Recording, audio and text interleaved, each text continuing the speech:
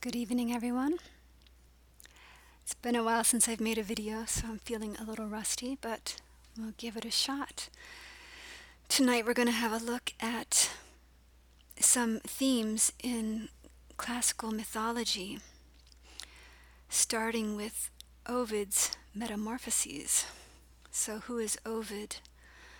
Ovid lived between 43 BC and 18 AD. He was a Roman poet who lived during the reign of Augustus, who eventually sent him into exile in present-day Romania, which is where this statue is located. I don't think he's a real character. I think he's just another composite character, sort of a tranny frontman of the day for a committee of people who compiled these myths. He was one of the three canonical poets of Latin literature, along with Virgil, looks like another tranny, and Horace. Yeah, I don't think any of these were real characters. But moving on. Here he's in the thinking pose. Here's some bogus biography if you're interested. But he's best known for his book, The Metamorphoses, which is a 15-book continuous mythological narrative written in the meter of epic, or dactylic hexameter.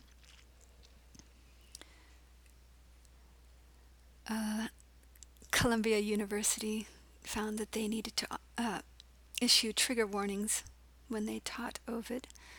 So this is your trigger warning if you need it.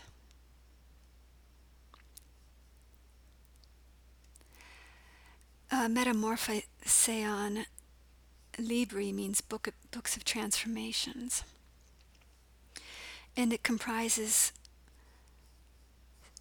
11,995 lines, which breaks down to 7. And that's 250 breaks down to 7. And 15 books.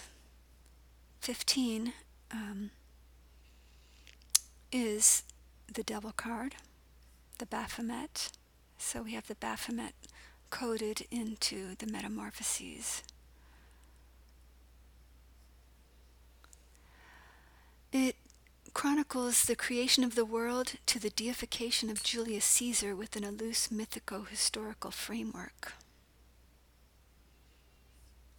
Here's your Hermes, Apollo.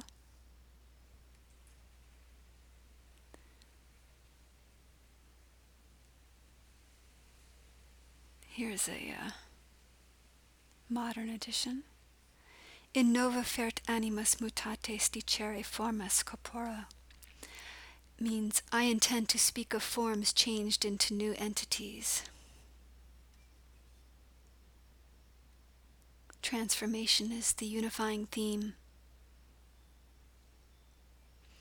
Here's some medieval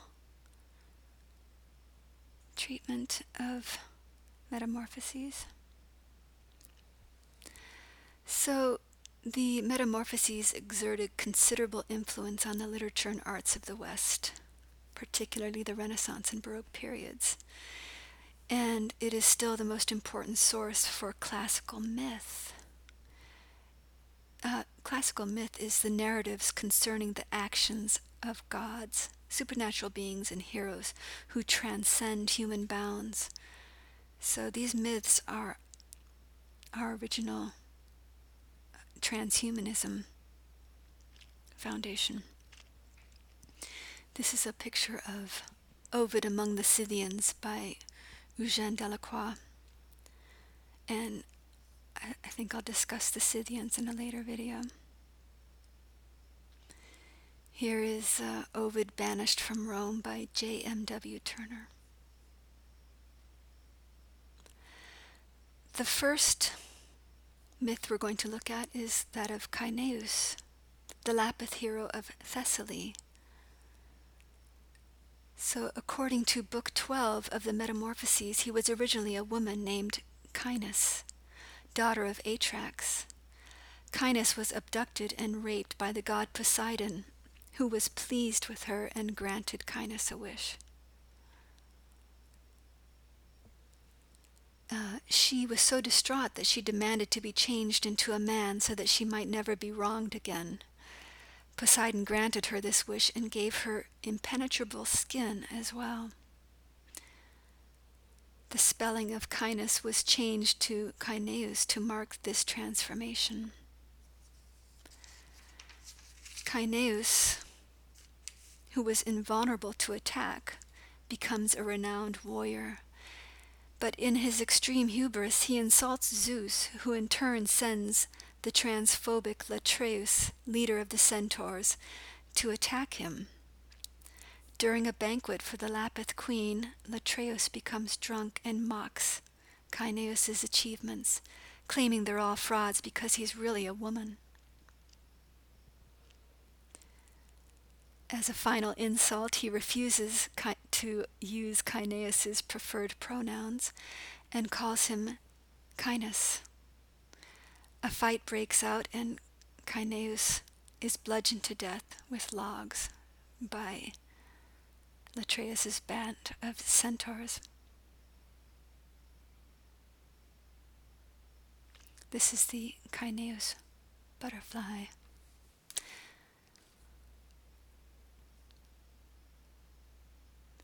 Next we move on to the story of Mestra.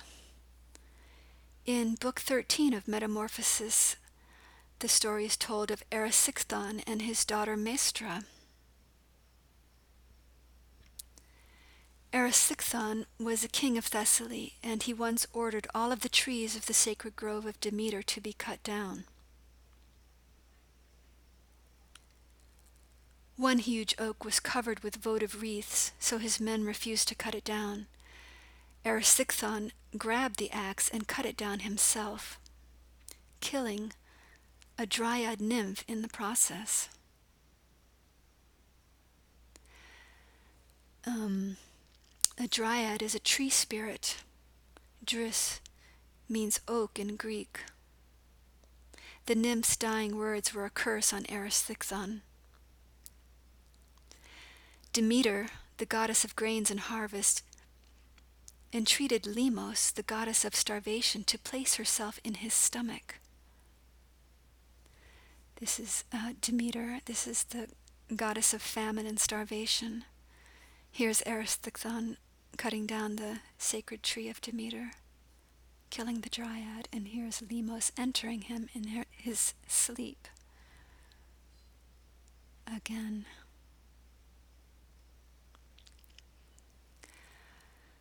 Food then acted like fuel on a fire. The more he ate, the hungrier he got. He eventually sold all of his possessions to buy food, and he sold his daughter, eventually, Mestra, into slavery. Here's a picture, a painting by Jan Havix Steen of Erysichthon selling his daughter Mestra. Mestra begs Poseidon, who stole her virginity, to save her from slavery. He obliges and turns her into a fisherman, allowing her to escape back to her father. Again and again. He continues to sell her off, and she shapeshifts into many creatures, always returning. Here's a passage from Metamorphoses you can read on your own. But no amount of food was ever enough, and he ended up consuming himself.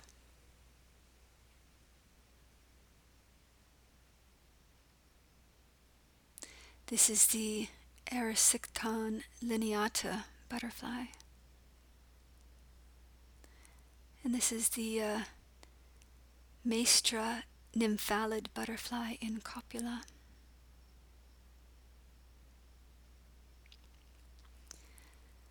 Turning to Ephus. Ephus is the daughter of Telethusa and Lygdus of Crete. They were a poor couple who couldn't afford a dowry if they'd had a girl, so Lygdus was going to kill it if the unborn was a girl. Telethusa, despairing, was visited in the night by Isis, attended by Anubis, Apis, and Bastet, the cat goddess, guaranteeing Telethusa assistance if she accepts whatever happens after the birth. These are sistrum, sort of a ceremonial tambourine of Egyptian mysticism. This guy is signaling the future transgendering, I believe. He's doing the same thing here. This is a sign of transition. Here, instead of Anubis, you have Hermes. You see the interplay of Hermes and Anubis. And later on, we'll see a character actually called Hermanubis. Always the crescent with Isis. Iphis is a gender-neutral name. She concealed her daughter's sex from her husband and raised her as a boy. When Iphis came of age, Ligdus arranged for his son to marry the beautiful Ianthe. This is a painting by J.W. Godward of Ianthe. Iphis fell deeply in love with her and prayed to Hera for assistance. However, Telethusa took Iphis to the temple of Isis, who transformed Iphis into a man, Isiac. He then married Ianthe, and they lived happily ever after.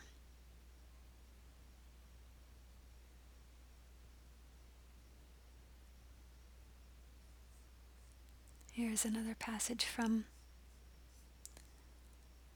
Metamorphoses. You who were lately a girl are now a boy. This is the Iphis butterfly.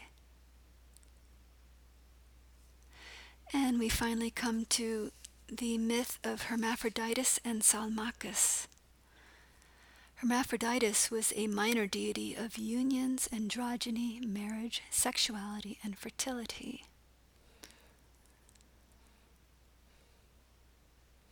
Let's see, what was this one?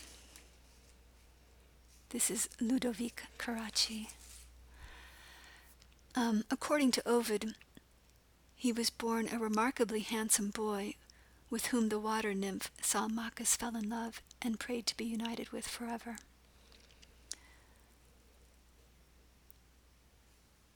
Francois Naves painting here. He was one of the Erotes. His parents were Hermes and Aphrodite. The Erotes were winged gods associated with love and sexual intercourse. The other Erotes are Enteros, love returned; Himeros, impetuous love or pressing desire; Hedilogos, sweet talk; Hymenaios, bridal hymn; Hermaphroditus, effeminate; Pothos, desire, longing, especially for one who is absent.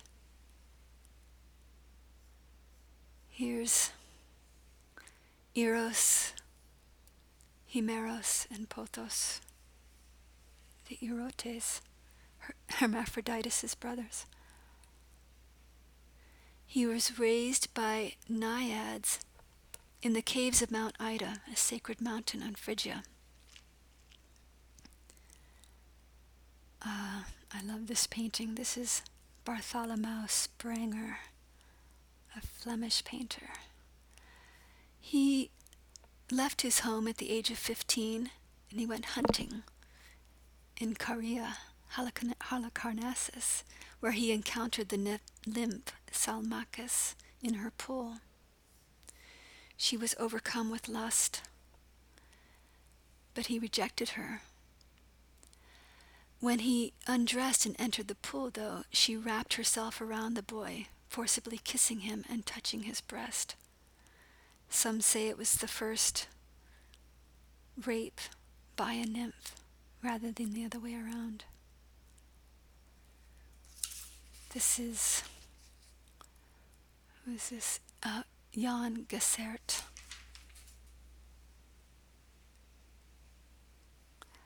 Here is a description of Salmachus by Ovid. And this character is Pelops, the founder of the Olympic Games, who we'll get to in a much later video. Again, Salmachus. So while he struggled, she called out that the gods, that they should never part. This is Jean-Francois Dutoit. And the gods answered her prayer, and they became united forever. And he asked that anyone else who entered the pool suffer the same fate. Here's a contemporary treatment by P.J. Crook.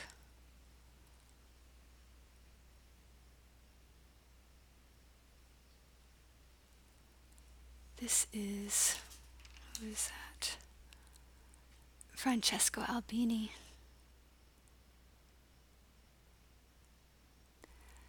An engraving by Paul Mattei.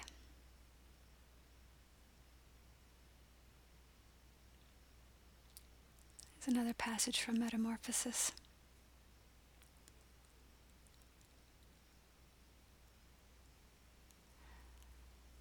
And I don't remember where I got this from, but it was kind of interesting. Thanks to the modern chemistry of drugs and artistry of plastic surgery, the pool of Salmachus has become a reality of sorts. According to alchemical philosophy, the merging of salt and sulfur, male and female, is done only with the catalyst actions of love and mercury through the medium of spirit.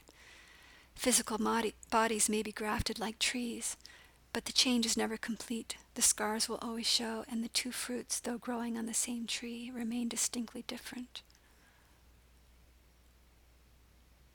There's Salmachus on a Monaco stamp. And this is the Hippolymus Salmachus butterfly. So here ends my first presentation. Please join me in part 2, where we'll have a closer look at the cult and worship of Aphroditus, sometimes called Hermaphroditus, an even older god. Thanks for watching.